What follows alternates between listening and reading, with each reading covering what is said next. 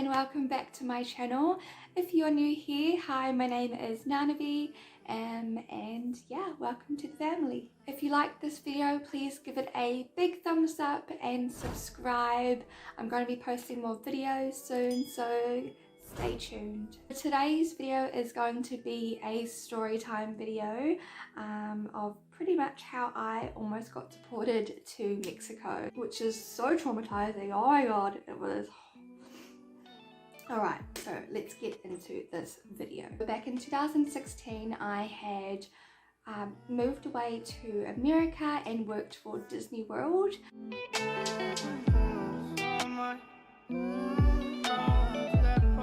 I love and hold every memory that I had there and all of my friends that I had met from all around the world. So I had to figure out, alright, you girls got to come home. And I was talking to my sister that, you know, I had like, I think 3 more weeks until I had to pretty much get out of the country. And she was actually doing a bit of a world tour and traveling around different places around the world. And so she was like, oh my god, let's meet up on your last week, have a little sissy American moment, and then we will jet off to Mexico. You know, I'm thinking about going to do this orphanage thing. Let's make it a girls trip. So I was like, you know what, got nothing to lose, let's go and do this, which was honestly amazing. We had such an amazing time. She spent my last week in America with me, so I got to show her all around the park.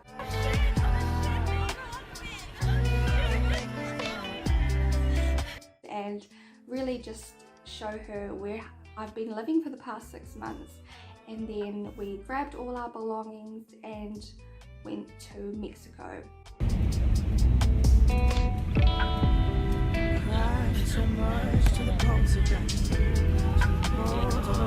At one point we had to take I think an hour bus ride to our destination where Mexico City is. And yeah, I actually lost all my makeup on that bus. I don't know, we were just so like tired and lethargic. I remember putting my makeup bag, this big like mini suitcase of makeup in that I had brought from America, accumulated, I guess you could say. I don't know if I put it, yeah, that's the thing about being jet lagged. I wasn't too sure where I put it, but it was gone. And I didn't get any of that back, but that's okay. I mean, we had such an amazing girls trip. We went to attractions and like I'm gonna butcher the went to like markets. We ate at different places. We got to know, we stayed actually at this backpackers right in the kind of local areas in Mexico City, so kind of away from the touristy side, just because we were like, you know, on a budget, like, yeah, like college budget, you know, we're making it work. And yeah, so we went sightseeing and attractions. Mexico, we're gonna go see Chichen Itza. Oh no, it's really cool. It's so cool. Very cool. I'm excited. Can't believe we're in Mexico.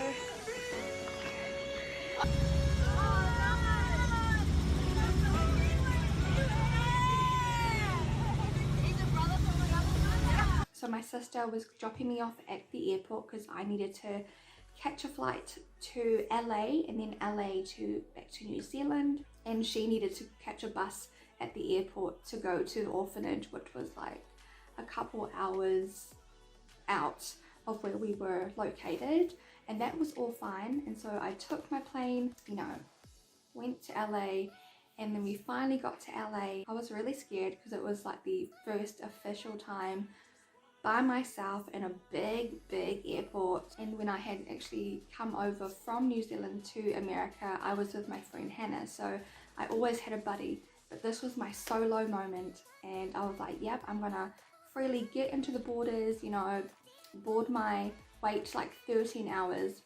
Yeah, also I forgot to mention is I had a 13-hour stay before I had to board my next flight. So I was like, okay, I got heaps of time to chill.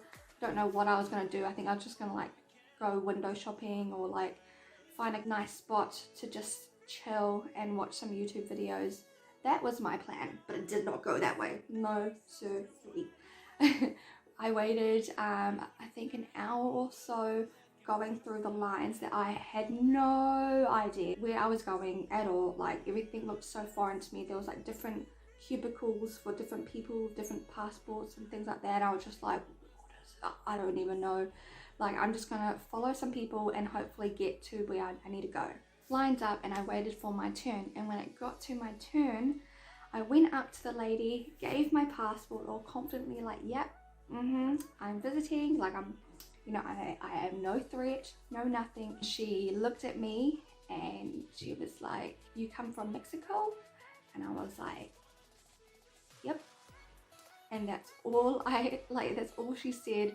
And all I know is that these two guards came to me, got me and got my belongings and took me all the way to this room. All there were chairs, and I was like, what's going on? What did I do? Like I didn't do nothing. So yeah, and they sat me down and pretty much walked out, and I'm just like freaking out, like, is this really happening to me? Like, what is happening to me? Like, I was so confused. I think it was like 3 hours until they came back. I don't know what they were doing, but when I looked at my heart dropped when I looked at my phone and there was no service to be seen. Like, I don't know what kind of like what they had in that room, or it was like a block out room. Like I couldn't get no service. All I wanted to do was cry to my mom, like call her up and like help me, like, you know, but I couldn't. So I'm like here freaking out for like 3 hours. I'm like, oh my god, what is happening? Are they gonna send me back to Mexico? So yeah, after 3 hours, a lady had come in to see me, and she told me how I have no visa. And I was like, what visa? What do you mean? What are you talking about? You know, she was like, you have no visa, so we either have two options. Is we see that you have Disney World on your passport, we're going to call them and see if they can help.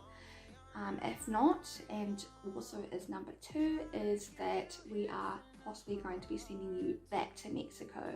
And I was trying to tell her, like, I don't know what you mean, like I don't understand, let me help, I'm no threat, and also I can't go back to Mexico. Heck no, like my sister is probably already at the orphanage place and we have no credit or like any way to contact, and like I have no, oh my god, like a billion things were entering my mind at that moment. Yeah, I waited another 5 hours, which was like 8 hours in total. I waited in that room, and it was like, yeah, they don't tell you anything, like, which is good, I guess. You know, I know that the system has their systems for reasons. I was like so freaking out and I didn't know what to do, and I had to just pretty much man up. Oh, I wanted to cry, like in a like corner, just like sob, but I had to just, you know, tell myself, Nana, you got this, you can do it. After 8 hours of waiting, this lady came in and she was like, we have contacted Disney World, they're going to sort you out a visa. And I was just like, thank the Lord. I wish someone told me that you needed, maybe it was my fault because I didn't know that you needed a visa to re-enter. Like I thought the Disney visa was like, you could use it again. I don't know, probably my fault, but all I needed was a visa. After that whole ordeal, they got my paperwork all sorted and they asked me if I had any money to pay for the visa, and unfortunately I was just like, no, like literally all I have in my bank account is $15. You can take that, and yeah, I hope that's enough. And they ended up, surprisingly, which thank you to whoever did it, but they helped me pay for it, and they paid some of the bill for the visa. After that and all the paperwork, I had to wait there. I think I waited like 10 hours in total, and thank the Lord that I was on a 13-hour stopover, because literally like that would have been my flight right there. I probably would have, yeah. And so I ended up grabbing my things and saying thank you for doing that, but also it was really scary. Got my stuff, and I think I remember just grabbing like a slice of pizza from this from my little chump change I had in my bag. I had like 10 cents, 5 cents, like all these coins, and I got me a slice of pizza and waited for my plane to board. That was literally my story of how I almost got deported. And I'm so thankful that I didn't and believed that I was telling the truth, which I was.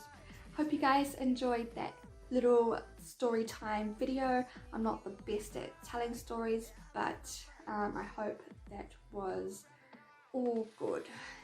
Until next time, I will catch you guys later. Bye.